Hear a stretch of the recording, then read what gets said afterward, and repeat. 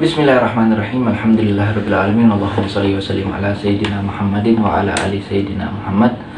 Alhamdulillah, pada pertemuan kali ini kita meneruskan dari poin ke-10 ke poin yang ke-11 di dalam etika Islam. Yang kemarin, mengingat pelajaran kemarin, kita kalau datang atau bertamu ke rumah seseorang, hendaklah kita tidak duduk asal. Jadi kita duduk sesuai yang diperintahkan tuan rumahnya. Di poin yang ke-11 ini beliau mengatakan, Syekh Abdul Fattah, idza dakhalta baita akhika aw sadiqika, apabila engkau masuk ke rumah saudaramu atau temanmu, wa aq'adaka fihi, dan engkau didudukkan di satu tempat, dipersilahkan duduk di satu tempat, aw anamaka fihi, atau engkau dipersilahkan tidur di satu tempat, fala tafaqqadahu bi basarika tafaqqudal fahis al mumahhis, engkau jangan jelalatan matanya ngeliatin dia kemana-mana. Jangan kayak orang yang meneliti atau memata-matai. Itu nggak boleh, nggak berakhlak, tidak beretika itu. Bal ghuddu basaraka fi athna'i qu'udika aw manafika fihi.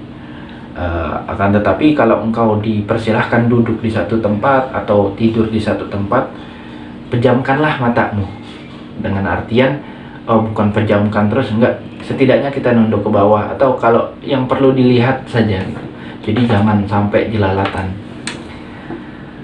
Qasiran nadharaka ala ma tahtaju ilaihi fahasab. Jadi yang kita lihat itu hanya yang perlu kita lihat aja, jangan sampai kita kayak kelihatan. Ada bedanya lah kalau orang bertamu itu kayak meneliti terus kayak jelalatan gitu. Ada orang yang memang pandangannya itu biasa, nggak terlihat kayak orang memata-matai seperti itu.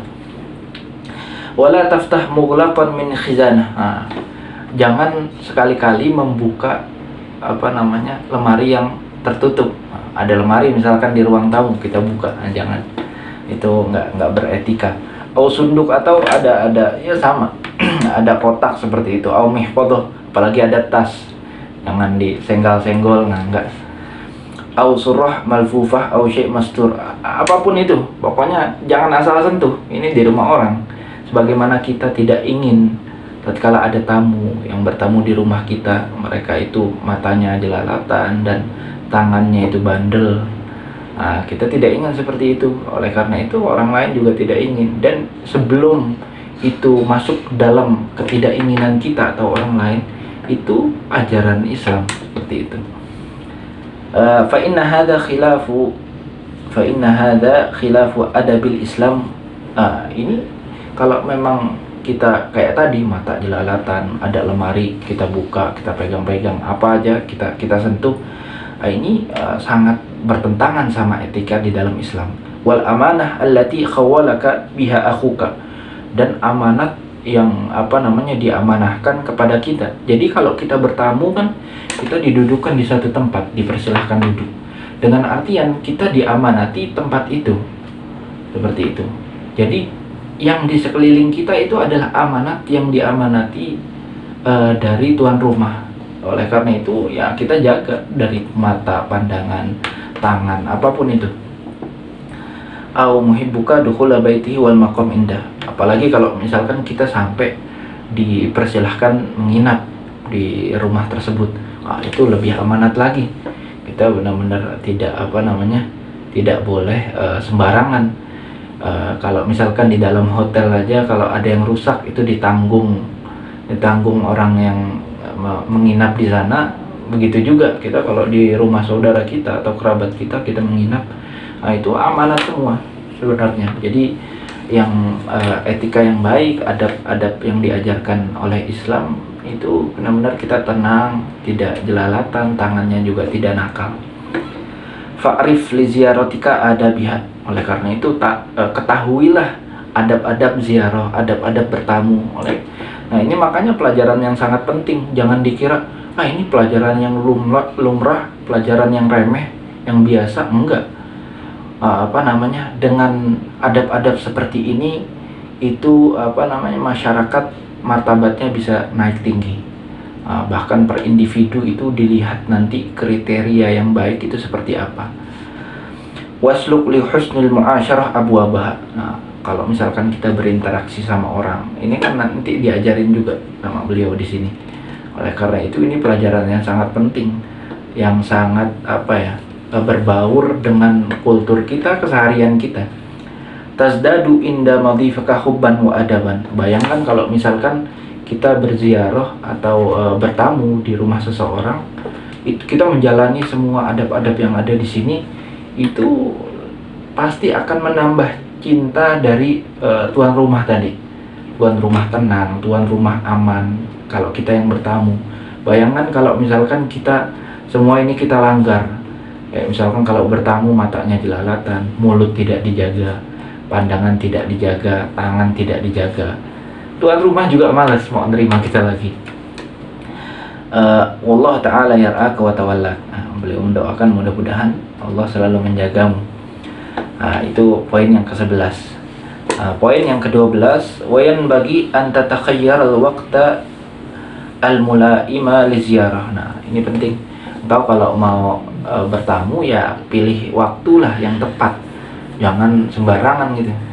Misalkan waktu istirahat, jangan, atau malam hari banget gitu. Wa anta jlisal muddah al-munasibah allati tatalaqa ma'a maqamika indal mazur. Dan engkau tatkala bertamu, engkau pilih waktu yang tepat, dengan artian waktunya tepat, dan tatkala engkau sudah datang jangan lama-lama.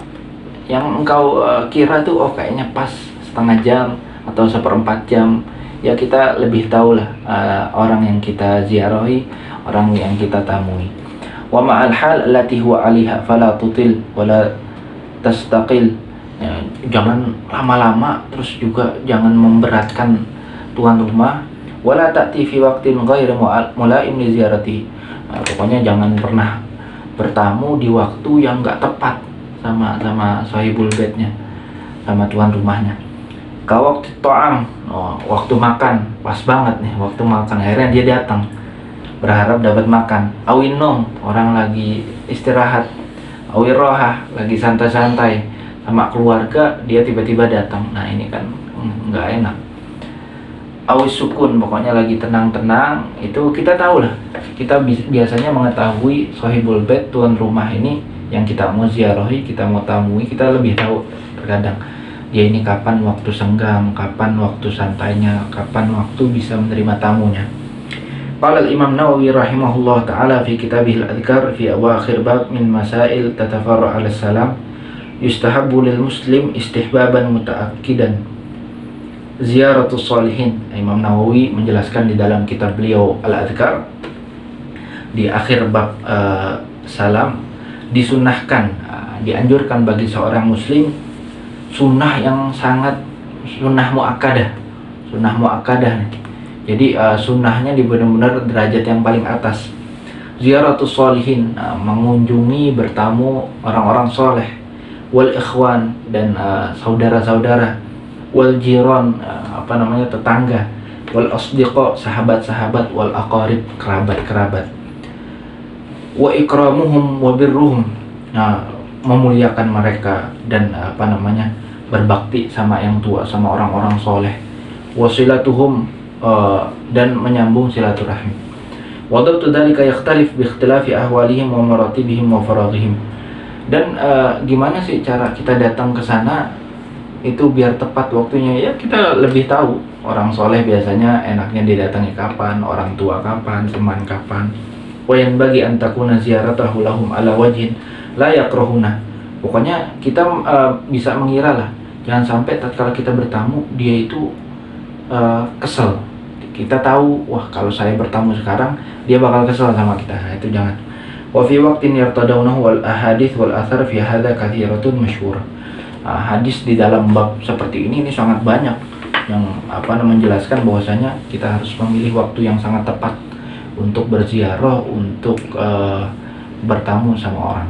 Oleh karena itu mudah-mudahan kita bisa mengamalkan adab-adab yang diajari oleh Syekh Abdul Fattah ini. Bahkan ini adab-adab dalam Islam sebelum beliau mengajari seperti itu. Selanjutnya insya Allah kita teruskan di pertemuan selanjutnya di poin ke-13. Sallallahu alaihi wasallam Muhammadin wa ala alihi wasallam. Alhamdulillahirabbil alamin.